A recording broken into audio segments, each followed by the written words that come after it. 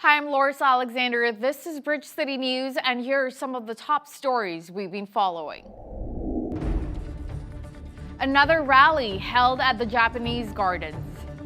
Plus, Prime Minister Trudeau said that Defense Minister Harjit Sajjan was right to flag a concern against General Vance 3 years ago.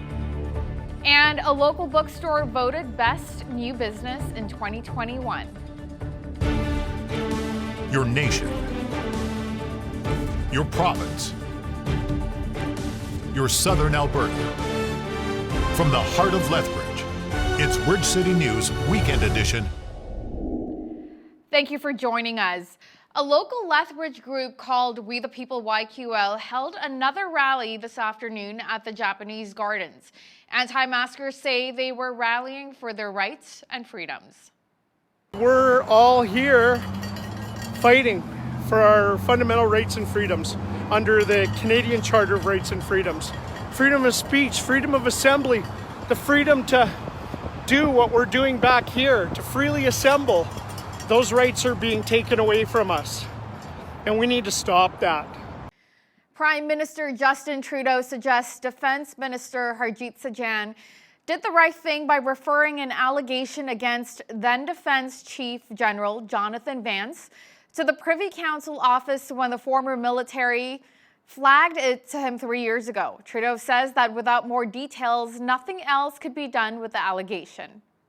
It is the responsibility of elected officials, upon learning of allegations, to ensure that they get followed up on appropriately by responsible, independent officials and investigators. That's exactly what we did in this situation. When the Ombudsman came forward with allegations to the confidential allegations to the minister directed to the appropriate independent officials to follow up on that those allegations. The ombudsperson did not provide sufficient information to the officials in place to be able to follow up on these allegations, but that is something that we will always try to work through in a responsible way. Starting a business in a pandemic is a daunting prospect, but for some in southern Alberta, the conditions fostered a perfect storm. Analog Books was voted Best New Business for 2021. Well, it was a big honor, and it was a real surprise for us. We didn't know that we had been nominated, so it was very nice to get that call and find out about that. We had the plan for, we've been working on it for a few years, and it just happened that this building came available after waiting for a whole year, exactly a year ago. So it came available right when the pandemic started. So that put our plans on hold for a little bit, but we saw a resurgence of shopping local and shopping, buying books and certainly supporting independent bookstores around the world. So we decided to go for it, and it was a great move. We did a bunch of renovations, and we opened in November, and the support has just been phenomenal. People have been wanting to shop local, they've been wanting to buy books, and the passion for independent bookstores has been incredible. We've just been overwhelmed. A local flooring store will be doing something special for all the hardworking tradespeople in Lethbridge. Coffee with Contractors is exactly what it sounds like, but there's a little more to the story. My business partner Ruben and I were discussing one day, how can we help A, give back to the community, B, promote businesses that could be struggling during the pandemic, and how can we build a better sense of community within that. And that's how Coffee with Contractors was birthed. Collaborate and bring new ideas, bounce ideas off, help each other build our businesses, then to invite them into our beautiful new showroom, which we've only been here for a year, and see what we can offer them, their clients, and the community. Coffee with Contractors will be held on the last Wednesday of every month from 7:30 a.m. to 8:30 a.m. Open to more than just contractors. We're going to open it up to design professionals, home builders, anybody in the industry where they would be electrical, plumber, anyone that's looking to grow their business a little bit and get out there and help support the community and the local businesses. With lockdowns in place, Covey says business in the industry has been good. With restaurants just having been opened up, they're staying at home, they're cooking more, they're in their kitchens a lot more, they're in their bathroom, and they're going, okay, we're not spending money, we're not traveling, we're not going out. And they're going, okay, let's renovate. Or people that are building their houses are like moving up. But mostly we're doing a lot of renovations now. And so this is going to help facilitate people to say, hey, my contractor, look at, there's this awesome place where we can go in an all-in-one, and we don't have to worry about, COVID restrictions going from business to business. We can get it all done in one place. A local clothing store has experienced some growth during the COVID-19 lockdowns. The owner of Say's Clothing is thrilled about opening a new store in downtown Lethbridge and being able to expand even more during the pandemic. I moved to a new location because I really want to expand my business, and I know that all my loyal customers will gonna support me, and I really very overwhelmed of all the support of my customers. And during this pandemic, that there's still a lot of people that keep supporting local, because I guess that they realize that we really need the support of the people to be able to work our business. My advice for other business owners is just pretty much to connect with your customers, because connecting with your customers, that's the one that makes them want to come and shop with you. Andrea Truejoy Fox was a former district principal and a teacher for over 10 years. Fox is now the host of a popular podcast she started in the midst of a pandemic. The podcast, entitled Talks with a Fox, features local artists, authors, and anyone with an impactful story to tell. Gordon Fox, as many of you may know him, and dad to me. I have met some really incredible people who have done some amazing things, and people that other people may not always know about or have heard their name before, but I know these people and I know they have incredible stories. And I started thinking, wouldn't it be great to talk to these people? Some of them I consider friends, mentors, because I know if other people heard their stories, they would be able to feel inspired and, just kind of spark something in them that maybe, they've been waiting to start that project, or inspiration of what to do with their life. And I knew that when these stories were heard, that is what people would be able to feel. And so I had been thinking about doing a podcast. I started listening to podcasts actually when I was a principal. I had to do a lot of driving because you spend a lot of time in your car, and I love music, but I started to think, well, I want to be listening to things that help me expand my mindset and growth. So then I thought, hey, this is something that I think I would enjoy doing.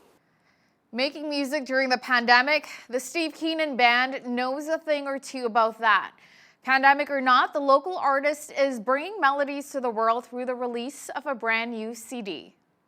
When we first started recording, it was before the pandemic had hit, so my first plans were actually to try and have it released for the summertime of 2020, but obviously with the pandemic and everything, it was pushed back. Recording this album in the midst of a lockdown presented its challenges to the band. There was some definite trying times. Trying to get things put out and just to get together, just even to do recording with the social distancing and the restrictions that were put into place, and not having any places to play anything like that to get some of the new songs out there. It's not having a venue to actually release the CD in, to actually do a proper CD release party. So usually when that happens, the band will play and it's a great night for everyone to come out, and everyone can go home with a CD. The inspiration behind the album is Keenan's 5-year-old daughter. In My Hands, the title of the album, I wrote that song for my daughter. And it was just about how having children can really change things in life. And it's really given me a whole new perspective and a lot more meaning. Like the rest of us, Keenan is eager to say goodbye to COVID-19 and hello to sharing the sweet sounds of the Steve Keenan Band. It would be really nice just to get the live music venues up and running again, so that we can have artists in to perform. I would really like to get back into doing some festivals this year and just to live kind of a normal life gigging again. It's like walking down a road.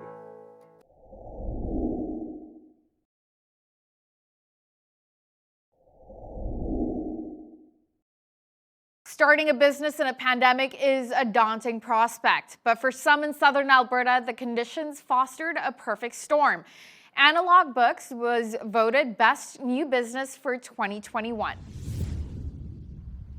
And taking a look at weekend weather, mainly cloudy skies with a 60% chance of rain showers or flurries this evening and after midnight, along with a low of -2. Mainly sunny tomorrow with a southwest wind 30 kilometers per hour, gusting to 50 and a high of 9. Today's weather is brought to you by ColumbianDirect.com. Café Coffee, specialty coffee from our family to yours.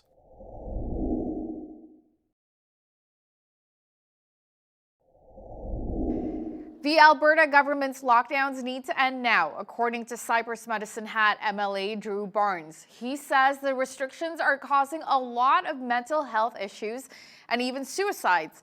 Catch our interview with MLA Drew Barnes and Jeanette Rocher when we return. Stay with us. Albertans want a fair deal from Ottawa and the rest of the nation as the province continues to pour huge dollar amounts into equalization payments. There's a separatist movement brewing here as a result. Today's guest is very outspoken on this issue, as well as the move to end COVID lockdown measures. Drew Barnes is the MLA for Cypress Medicine Hat in Southeast Alberta, and he is joining me now from his car via Zoom. Welcome to Bridge City News, Drew. Jeanette, thanks for talking to me today. I appreciate it. Absolutely. So before we get started about getting a fair deal for Alberta, we just had the provincial budget come down. Can you briefly share your thoughts on the pros and cons? Is going into deeper debt justified? No, well, first of all, the deeper debt is part of our problem with Ottawa. The fact that $25 billion a year leaves Alberta, the fact that this year's deficit is $20.2 billion, next year's is estimated to be $18.2, the savings are right there. Previous governments, previous lack of attention by taxpayers has led to where Alberta is now $100 billion in debt. Interest next year will be $2.7 billion, Jeanette. My goodness, that's more than whole departments. That money could be better spent on Albertans that need health, education, or social services. One of the good news, though, in the provincial finance minister's budget is he is going to bring per capita spending down to the same level of other big provinces. And it's time for Alberta to start to not only get a better deal with Ottawa, but get our spending in order. Right. Okay. Now, Drew, you're on Alberta's Fair Deal panel because you're saying Albertans want a fair deal, obviously. So you believe that Alberta should adopt a provincial constitution. How do you see this helping our situation? Well, first of all, a written Alberta constitution would go a long way. It would help pull all the cultural components of Alberta together so we can work together, Jeanette. And secondly, it would tell our Canadian partners that we believe in resource movement, we believe in risk taking, we believe in charity, we believe in helping communities. And then secondly, it could define the size of government. We have seen time and time again how Ottawa especially reaches into our lives. They can't control our resources because we own them, so they make laws that impact the environment, the tanker ban, the no more pipelines laws. It would be a way to start to put those things in writing to protect Alberta and our future.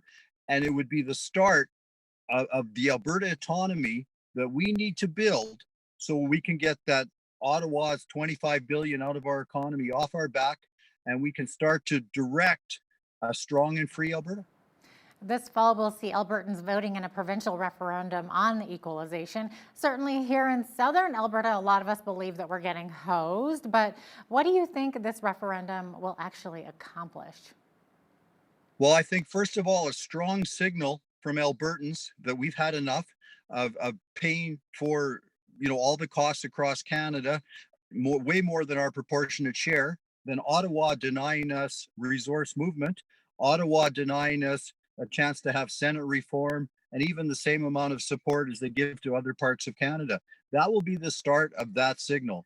and that will go a long way to do some goods. But Jeanette, it may die there. So it's one of the reasons about 10 days ago, I came out and I said the same day as our provincial election, which would be about a year after the equalization referendum, so October 2023, we need a referendum on independence. We need to put Ottawa on notice that Albertans have had enough, that it's time for a fair deal. We're willing to take the risk of opening the Constitution, of standing up to Ottawa if they don't give us resource movement, democratic reform, and fairness. And this way, Albertans can be the judge as to whether Ottawa is given enough, as to whether Ottawa has given us equality. Well, that's true, but do you believe that Albertans would actually be better off as a nation than as a province? Well, I just believe that Alberta should be the freest, most prosperous place. We got the best people. We're risk takers, agriculture, forestry. We have the third biggest oil reserve in the world. Landlocked, we're landlocked by our physical nature. So landlocked is not a difference. We'd be less bottlenecked if we were independent than we are if Ottawa, controls us the way they do now. Jeanette, I just believe that Alberta should be the freest, most prosperous place. If that's within Canada, that's great. If that's not within Canada, that's great too. So where would you peg support for independence at? What are you hearing from your constituents about that? Yeah, thanks for that question. I would say about 30% now. 30% of people that have had enough with Ottawa, believe they will never change, are so tired of the Laurentian elite controlling us. But the Fair Deal panel showed it's up to 80%. 80% of Albertans want to take some level of risk, want to do some pushback to Ottawa, to open the Constitution, to get resource movement, to stop equalization, to have our own police force, have our own pension, have our own control over immigration.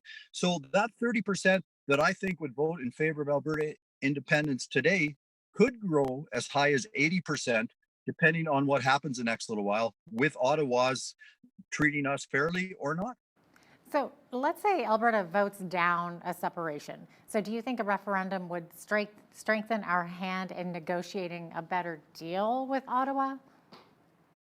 Yeah, first of all, I'm wondering why, like 10 provinces, how it ever evolved to where one of the 10 is treated so unfairly compared to the rest. I mean, Saskatchewan is in a similar boat, I suppose. But why wouldn't our Canadian partners want a fairer deal anyway? It would be good for everyone. So I think the more we raise that awareness, there's many, many hardworking people in Ontario, Quebec, and the Maritimes that aren't as clear on the situation, aren't as clear on the policy details as we are. I think anytime you shed light on something, anytime Albertans let all Canadians know where we stand, that's only going to be good. I'm not afraid of losing a referendum. Okay, so Drew, you and a UCP colleague, MLA Angela Pitt, have joined the End the Lockdowns National Caucus as part of your efforts to see more personal freedoms and also to enable small businesses to stay alive. So can you tell us a bit more about this caucus? I sure can. Last count, it was about 45 MPs, former MPs, MLAs, and councilmen, and former politicians across Canada that believe the lockdowns have done as much mental health and economic damage as handling the COVID crisis. My goodness, southeastern Alberta, our mental health crisis is huge. It's at least as bad as the COVID crisis. I'm hearing the same from around Alberta. That's very, very sad. So this is a way to highlight, we've never been in a pandemic where we shut everything down before. So this is a way to highlight and review the government's responses to this COVID-19, to the pandemic.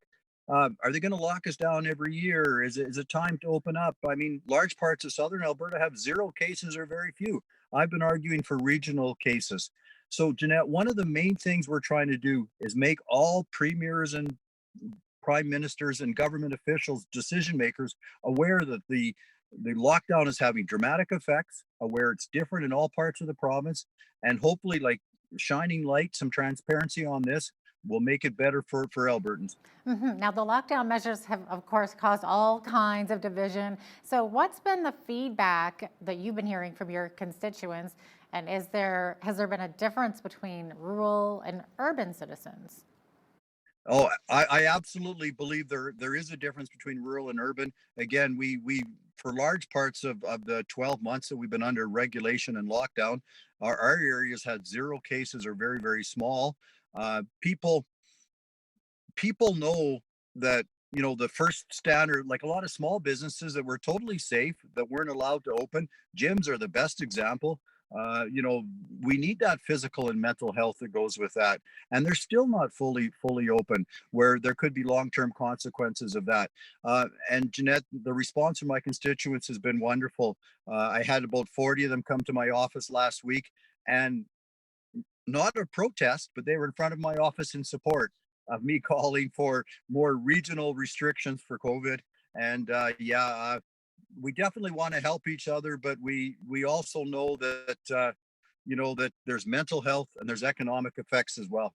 So sort of an anti-protest, if you will. Now with Medicine Hat particularly, I know has just had so much mental health issues there. Now, do you think that a year or two from now, we may actually see all kinds of lawsuits against various levels of government because of deaths and medical distress inadvertently caused by lockdown measures? I believe we will. I believe there's a reckoning coming for this. You know, it's so sad. We're, you know, community of 63,000, and we have to be over 20 suicides, never mind the addictions and the overdoses and the strife that you just can't measure. And it's one of the reasons I joined the anti-lockdown caucus. Let's measure what the government's doing. Let's look at all the effects. Let's talk about it. If there's going to be a COVID-20, or if we're going to have to go into lockdown again, let's continually strive to do the best we can for all Albertans. And again, this is a brand new situation, so let's get it the best we can going forward. Yeah, how wide would you like to see our province opened up? Like what kinds of restrictions would you be okay with? I think we can have a bigger floor square footage capacity for occupancy for churches and for small businesses. Um, I think that, and especially, I guess regional is the main thing. Large parts of rural Alberta have no cases or one small little cluster of cases. We're in our 12th month of COVID. There's a lot of fatigue out there, Jeanette, and I think if this is going to last longer, you know, and people also need some of the essentials. The chance to be spiritual, to go to church, that's essential. To go to a gym, physical and workout, that's essential. There's just so many things that we cannot overlook. Normal day-to-day human activity, physical and social and spiritual are three of them. Yeah. Now, Drew, are you concerned at all about getting booted from the UCP caucus? Are you getting pressure from some fellow MLAs to stop speaking out about lockdowns? You don't know, I'm very grateful for Premier Kenny in that at this point. There's been very, very little pushback as to what I've been saying. Actually, I've been encouraged to speak out, and try to work it as part of the team as well. I mean, the government from sometimes has messages that they want to take front and center. And, you know, I think it's important for Albertans to realize I'm not in cabinet, I'm not a decision maker. So although I'm at caucus meetings and I can talk, I'm not part of those decisions. So at this point, I'm just going to continue to speak up, and I'm going to continue to relay what Albertans are telling me.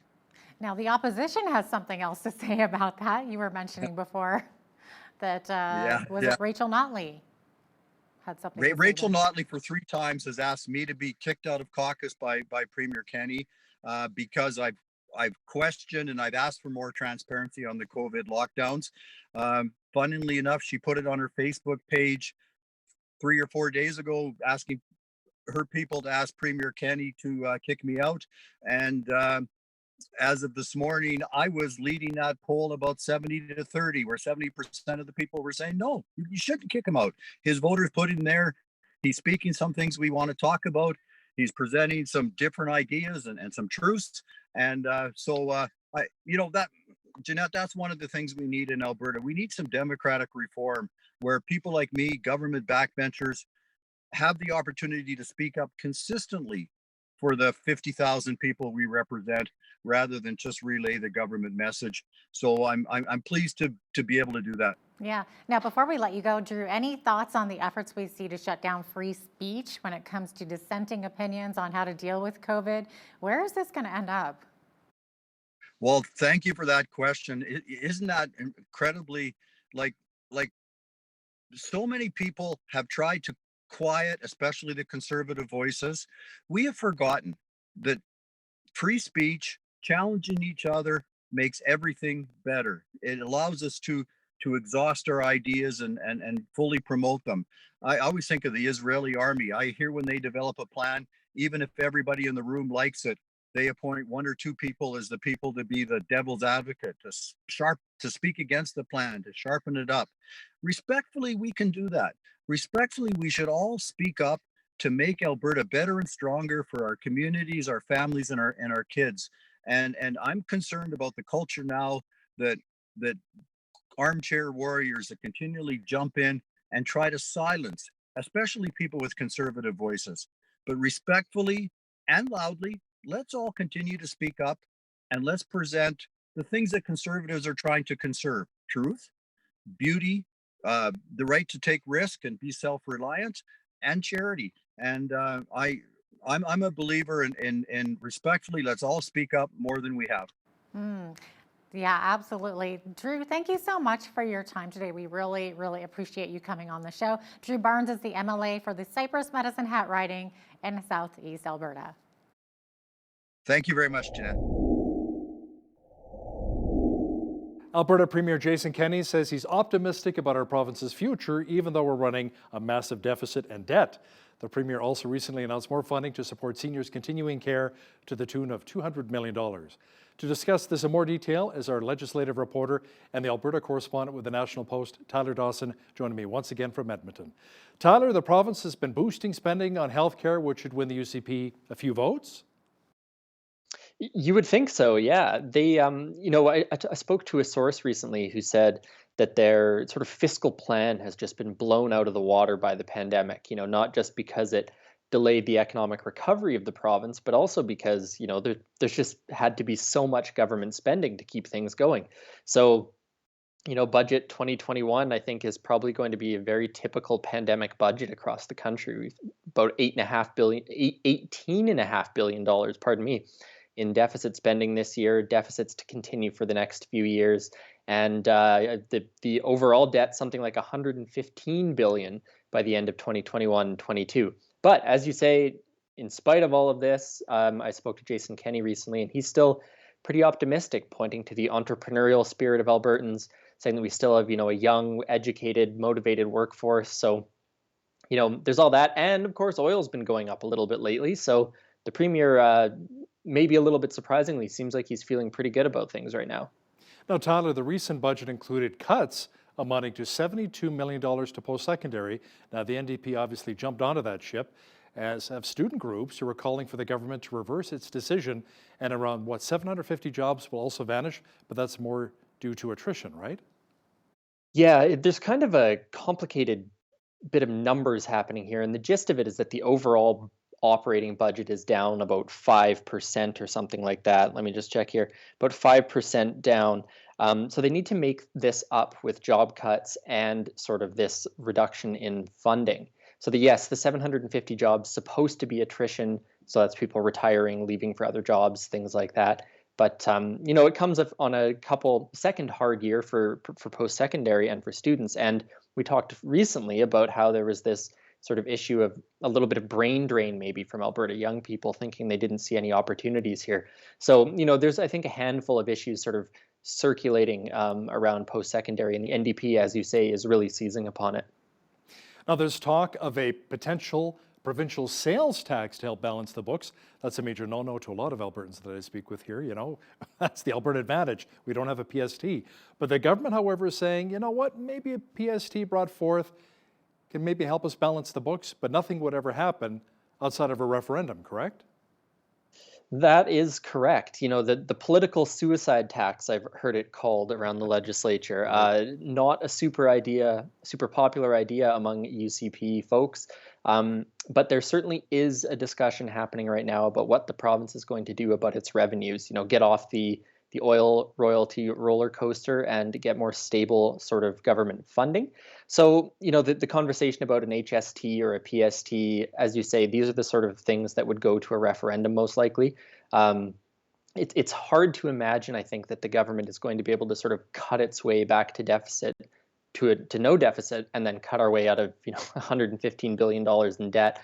So I think revenue is going to be part of the discussion.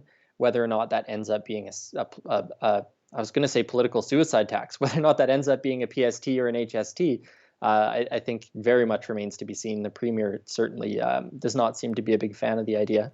Now, in your inner circle there at the legislature, have you heard any talk of maybe investing more in agriculture, which we're pretty pumped about down here in southwestern Alberta, in Lethbridge, and even southeastern Alberta, Medicine Hat, as opposed to relying on the oil revenue, like you said earlier? Yeah, it's got to be like the second or third largest industry in the province. There has been a bunch of movement around agricultural research. That's the thing that comes sort of straight to mind, that there were some projects in, I think, Olds and Lethbridge and Brooks maybe as well, just sort of moving some of the agricultural research stuff out of the government and into these sort of post-secondary higher education institutions. So it's certainly a topic of conversation. And there is also, contingency funding for disasters and things like that when it comes to agriculture. But have I heard anything that big and breaking about there being programs to start up new farms or help out ranchers and stuff? I would say that that's not something that's made its way to my ears just yet, but that doesn't mean that that kind of stuff isn't in the works. Okay, let's go back for just a moment and have some fun talking about a potential PST. It's funny. Anybody in my family says, "Get out the door now, hell, leave now." I didn't even want to hear about it, right? But the Alberta Party, which still doesn't have a leader since Stephen Mandel stepped down, argued in its shadow budget for a 6% HST, which would help get Alberta a little closer back to black, as opposed to seeing so much red ink. Yeah, a little closer, not much by their projections. I think they said they would run about a $16 billion deficit as opposed to an $18.5 billion deficit. Right. But obviously this would allow for, a little bit more spending, a little bit less restraint here and there. And yeah, shadow budget's always a bit of an odd thing. They don't have, sort of the resources that the government does, or even the official opposition. So it was like a 30-page document or something outlining what they thought. But, the reason it really caught my eye is because the HST is a difficult sell for the NDP and for the UCP. So it's one of those issues that almost feels like a third party needs to broach if it's ever going to gain traction. Not saying it should or shouldn't, but it's like the sharks circling. They've been circling for so long, and the Alberta Liberals are the first, or the Alberta Party, I should say, is the first one to sort of seemingly, at least recently, bring it up and mention it. So Tyler, the Alberta Party's trying to drum up some support with constituency events. And who's the interim leader right now? Jackie Fensky is the interim leader right now, and presumably they're going to have to come up with who the new one is going to be. I believe they'd sort of postponed it because of the pandemic. But yeah, they're holding some events. They're having a, let's talk about a provincial sales tax event in a few days here. Meeting with some constituency associations and stuff like that. So, things still going on in the background with the, I guess they'd be the third party probably, technically, but certainly not getting as much airtime as they would if they'd managed to get someone back in the legislature. A Calgary MLA, Mohammed Yassin, would like to make rodeo the official sport here in our province in Alberta. He's even introduced a private member's bill on the topic. Will it receive much traction? What are your thoughts? It certainly got a lot of conversation. I don't know if it'll end up getting traction, but it generated a lot of feedback and response on social media and things like that. I mean, what's more Albertan than rodeo? Some of the critics pointing out that, in fact, rodeo is not a single sport like football or hockey. It is, in fact, a entire event with numerous sports. But he'd sort of spoken about growing up and loving the rodeo, and then also sort of speaking a little bit about the economic hard times that rodeos are having. I mean, lots of people who travel on the international rodeo circuit, things like that, haven't been able to do so, obviously gatherings. So there's a couple of reasons why he sort of wants it to be, up for discussion right now. Flip side of that, of course, is that rodeos are always very controversial. Animal rights activists don't like them and things like that. So it'll have to sort of go through the committee phase before it ends up before the legislature. Private members' bills don't kind of just, get debate right off the bat. So we'll have to wait and see. And it's also worth pointing out that this was tried in 2008. Then Liberal leader Kevin Taft tried to bring this up, and it didn't really go anywhere. It was sort of a non-binding motion. So who knows? Maybe this time around it'll have a little more luck. You know, the many years that I spent in radio, I covered a lot of the rodeos, and I interviewed a lot of the cowboys and a lot of the rodeo performers. And I remember I interviewed a couple of bareback riders, and this one bull rider. I said, "You're going onto this bull. It's 800 pounds. What are you doing?" He said, "Well, it's fun, Hal. You should try it." Then he looks at me. One of the guys says, "Hey, you're a pretty big guy. What are you, about 6'4"? I said, "Yeah, I'm about 6'4". You should be a bulldogger." So what's a bulldogger? Steer wrestler. There you go. I learned quite a bit when I covered a lot of these rodeos here. They're tougher men than you and I think. Yeah. The province is being sued, and it has a lot to do with opioids. Can you share some of the details? Yeah, so this is another sort of complicated little thing going on. The gist of it is the NDP started a program called the IOAT program, and that's injectable hydromorphone. So it's sort of a last-ditch treatment for someone who has an opioid addiction who has been unsuccessful on something like methadone. There's, I believe, at the moment, about 88 people who are in this program. Now, when the UCP came in, they said this is an NDP pilot project. It's going to continue until March 2021, and then we're going to sort of transition them into other programming. This caused quite a large controversy among the New Democrats, among activists who work with the drug using communities and things like that. And so there's a lawsuit going on that has been not altogether successful, but they are fighting the government, saying that, you know, this is necessary treatment. It's a violation of their charter rights to get rid of it. So what seems to have happened in the last couple days is the government has decided to extend the program another 2 years with a $6 million grant. The court stuff still sort of shaking out. The people seeking to continue the program actually lost fighting for an injunction that would have stopped if they'd won the injunction, it would have kept the program going. They lost that. The program's going ahead anyways, and the lawyers have appealed that. So there's still some sort of legal stuff going on in the background, but the brass tacks of it is that the program is going to continue for the time being. Health Minister Tyler Shandro announced recently that our province has rolled out phase 2 of relaxing some of the restrictions, but many Albertans say, Tyler, it's not near enough, especially a lot of the restaurant owners I've spoken to, the theater owners. Now, as for gyms, Shandro says, yeah, you can go back and work out as long as you don't elevate your heart rate too much. But Tyler, isn't that the idea behind a workout? You got to elevate the heart rate, work up a sweat? Well, yeah, it is. It's a bit of a confusing thing, you know, that gym operators were sort of looking at opening, unsure what they were allowed to do. And it seems to have sort of come down, as with so many other things, to just sort of owners are going to need to make these decisions for themselves, what they're going to allow. Are you going to allow people sprinting on a treadmill? Probably not. But is, you know, a walk on a treadmill probably okay? So it is certainly a little bit confusing. There was a lot of confusion among gym owners and especially group fitness studios the last couple days, trying to figure out what exactly they were allowed to do, whether or not people had to wear masks, things like that. So, you know, a little bit of a hiccup, I would say, actually, in this reopening. But numbers coming down. So, yeah, we might see more stuff opening up. I had dinner at a restaurant for the first time a couple weeks ago, and let me tell you, it felt real strange. Yeah, I can imagine. You know, Manitoba is actually opening up many businesses, including restaurants, to 50% capacity as long as you're sitting down with the same household. So if you got a big family, I mean, you're laughing, I guess, 12, 14 members of your family. But when will our province open up a little bit more? What are you hearing right now? Because like I said earlier, so many business owners are really struggling across the province. Yeah, no doubt the Premier is concerned about this, I think would be totally fair to say. When I spoke to him, he's very cognizant of the damage, I suppose you might say, that is being caused by these policies. They are also, you know, trying to very consistently link any decisions they make to the evidence. I think probably, you know, out of the goodness of their heart, because they don't want things to get worse, but also to avoid any sort of political attacks on it.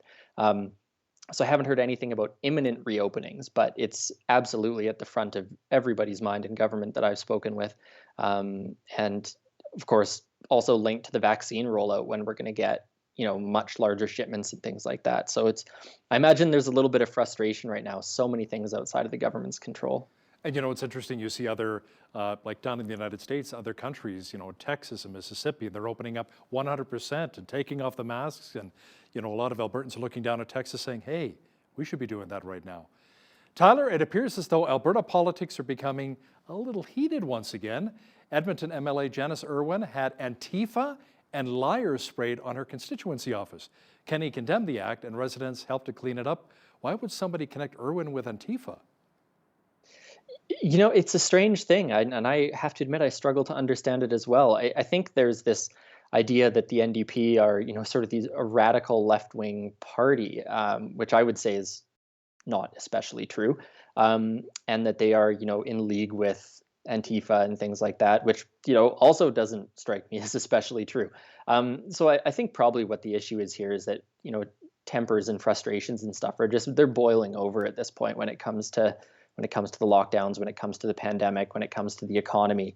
And I think good on Kenney for condemning it because, you know, he's in government and he has, I think, a lot of the responsibility to try and, shall we say, soothe some of these tempers. It's a difficult position for him, no doubt. It's a difficult position for any politician. But as he pointed out, there's lots of other ways to express your displeasure. You can write a letter or something like that instead of vandalizing someone's constituency office. One more thing I wanted to ask you. Let's talk about the heated rivalry between Kenney and Notley at the Ledge. Are they getting along well? Or are they still taking some good shots at each other?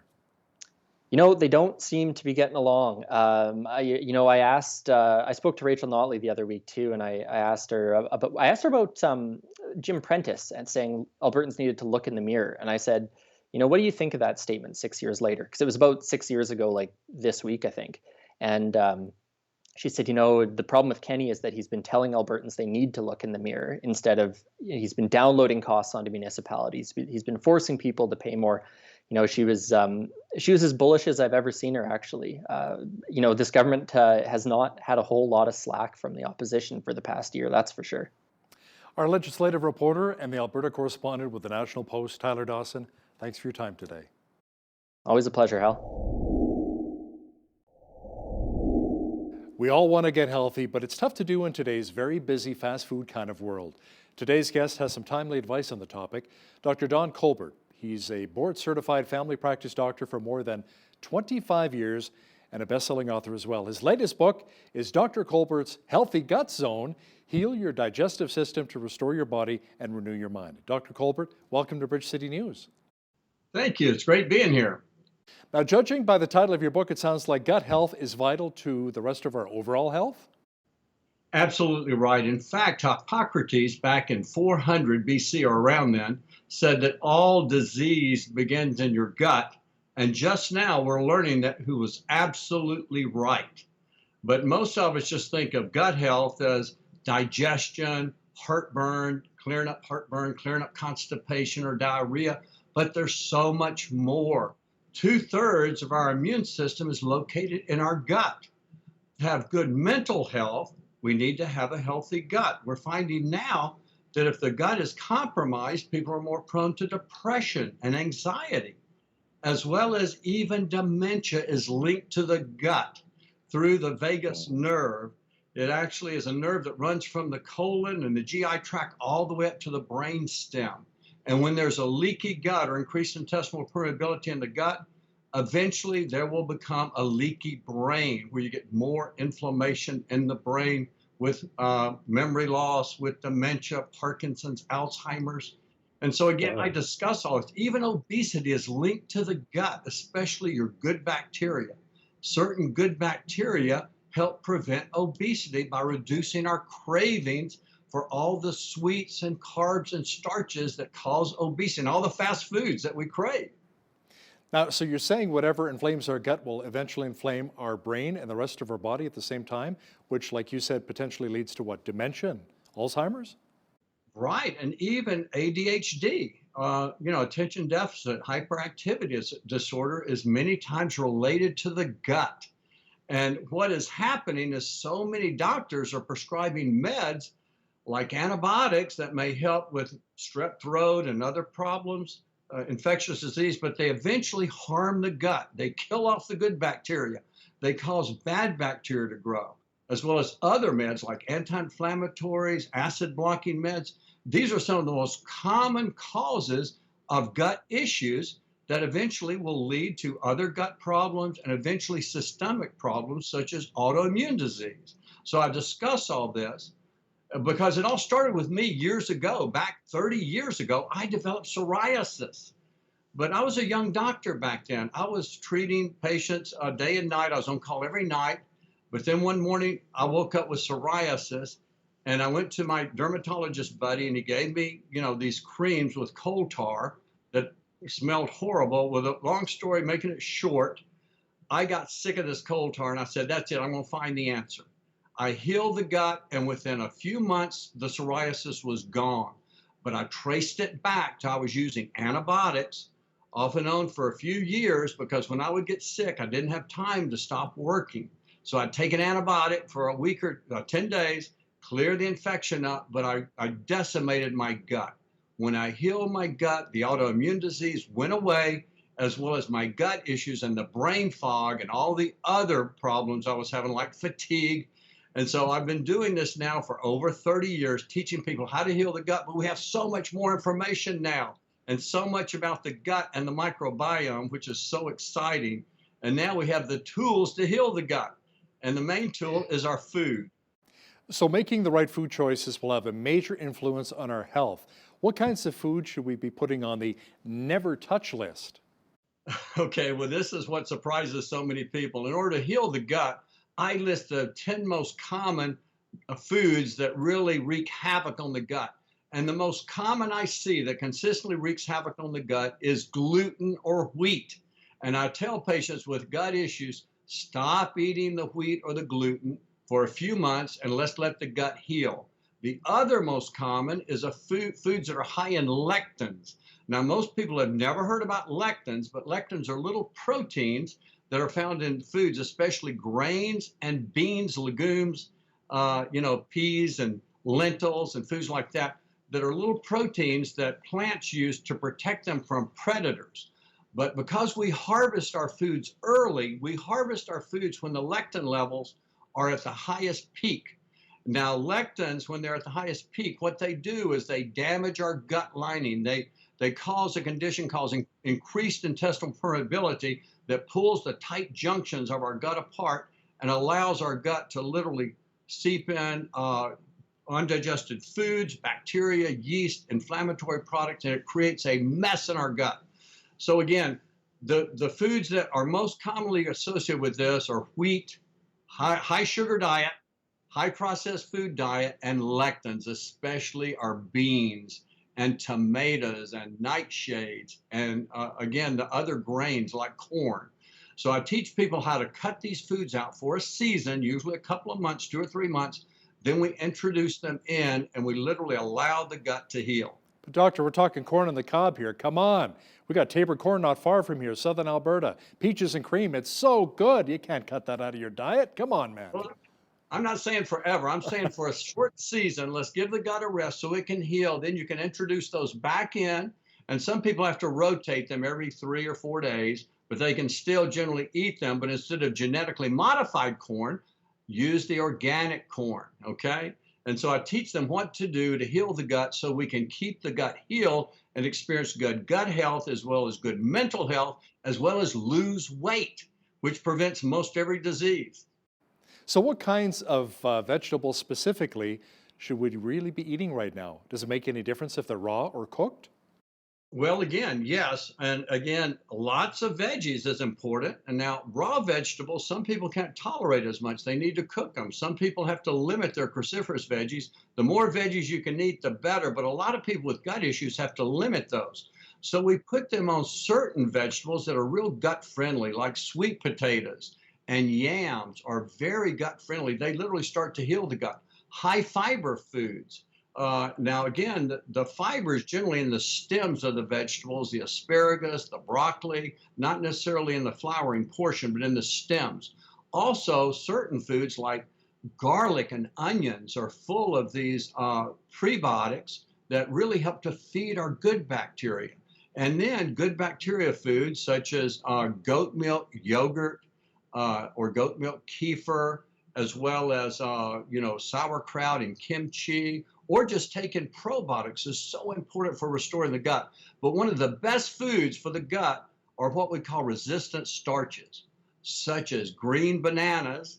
Now, don't overeat your green bananas, but start with maybe 1/2 or 1 green banana, not necessarily dark green. Why green bananas? They're full of resistant starches that feed the good bacteria and heal the gut.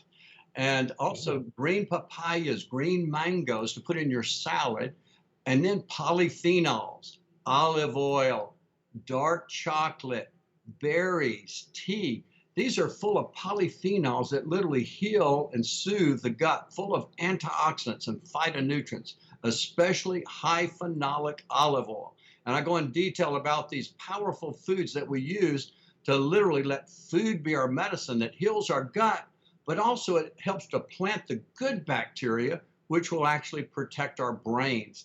When the gut is damaged, eventually it'll affect the brain and create brain fog, memory issues, and eventually maybe even dementia. So by restoring gut health, we're protecting our brains from degeneration in the future. Now, we touched a little bit on protein earlier, and it's important to have protein in your diet, but how much protein, doctor, and what kind should we incorporate? Well, good question. Again, most of us are eating way too much red meat, way too much pork. We find the healthiest types of protein are your chicken and your fish and your turkey and some pastured eggs. Those are the healthiest, and I say don't overconsume red meat, because red meat is generally high in saturated fat, and we found that a lot of saturated fat, like in red meat, like in butter and cheese and cream and coconut oil, will cause us to absorb a byproduct of gram-negative bacteria cell membrane called LPS, lipopolysaccharide. I know it's a mouthful, but these are highly inflammatory particles that literally go through our gut lining, and then they go through our brain, blood-brain barrier, and they inflame our brain, and they create inflammation throughout our gut and our brain. And an interesting statistic is people with Alzheimer's and dementia have 3 times more LPS in their brains than the average person. When you eat a lot of saturated fat like red meat, you're inviting dementia, LPS into your brain. So that's why you got to go easy on the red meat, not so much fatty meats. If you eat red meat, make sure it's the lean filet. We've had to change everything because of this new information on LPS and the brain, lipopolysaccharides. Because literally those saturated fats hitch a ride on that lipopolysaccharide, enter the brain and inflame the brain, but also inflame the gut and create mass inflammation throughout the body. Now, what about fruits and nuts? How important are they to a healthy daily diet? Very important. Again, the best fruits are the berries. The berries are full of these polyphenols, these phenolics. So I love blueberries. Every morning I start with either blueberries or strawberries, raspberries, blackberries, cranberries. Those berries are critical. But so again, the berries are critical. Nuts are critical too. Those are those good fats. That's why I tell people this is a gut-friendly Mediterranean diet without all the wheat. Okay, we're taking the wheat out, corn for just a season, and then we're putting back in organic corn and moderation in wheat. And some people have to avoid wheat because when people get off wheat, their gut heals and they feel so good. They say, that's it, I'm not eating wheat again. They're eating more rice, okay? And an interesting part is the brown rice is what inflames the gut when the gut has been damaged. So we take them off the brown rice and we can put them on the white basmati rice, and it doesn't generally inflame the gut near as much as the brown rice due to the lectins. I talk a lot about the lectins in the book to explain it because people are totally unaware. The doctor's unaware. But when you cut these lectins out of the diet for a season, like the brown rice, the wheat bread, the corn, the beans, the peas, the lentils, the nightshades, then the gut is able to heal. And then you can introduce them in moderation, and the gut does fine generally. Now, we only have a couple of moments left here, Doctor. What about dairy products, specifically cheese? Does that really help with our gut health? Okay. Now, that's one of the enemies of the gut. The 10 enemies I talk about initially, that's altar food for about 4 to 8 weeks. Come on, work with me on this here. Come on. Well, you want your gut to heal, you give up the cheese. Now, let me explain something. There is a form of cheese that does not inflame the gut near as much, like feta cheese. Feta cheese is 70% sheep, 30% goat. It doesn't have the casein A1 in it that inflames the gut, and it has very little lactose that feeds the bad bacteria. So feta cheese is a much better choice, or casein A2 cheese that is much less inflammatory. But we cut out the dairy for, again, about 4 to 8 weeks so the gut can heal. Then we introduce it in. But the best cheese you can eat would be the feta or the sheep cheese or the goat cheese. So if you recommend staying away from dairy, in other words, perhaps goat's milk, perhaps cow milk, what about alternatives, let's say, like coconut milk or almond milk? Absolutely. Those are wonderful alternatives. And again, I tell people the lower fat coconut milk, the almond milk is low in sugar, so is the coconut milk. So those are wonderful alternatives. And so again, those are great for those people who have to give milk up for about 4 to 8 weeks. But then when they do, it's amazing what people tell me. Just like they say, oh, you know, the sinus problems I had are cleared up. The snoring I had is cleared up. All the mucus production I used to have, that little mucusy, raspy voice that so many people that eat a lot of cheese, a lot of milk have, clears up. But also the inflammation.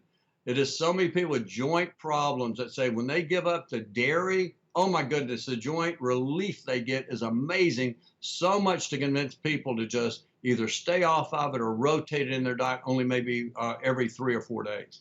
Or to use, just like I said, the feta, the goat, or the sheep cheese, okay? Thanks so much for your expertise today, Doctor. Dr. Don Colbert is the author of Dr. Colbert's Healthy Gut Zone, available at drcolbertbooks.com. Thanks again for joining me from Dallas, Texas. Thank you. On behalf of all of us here at Bridge C News, I'm Hal Roberts. God bless, and thanks for watching.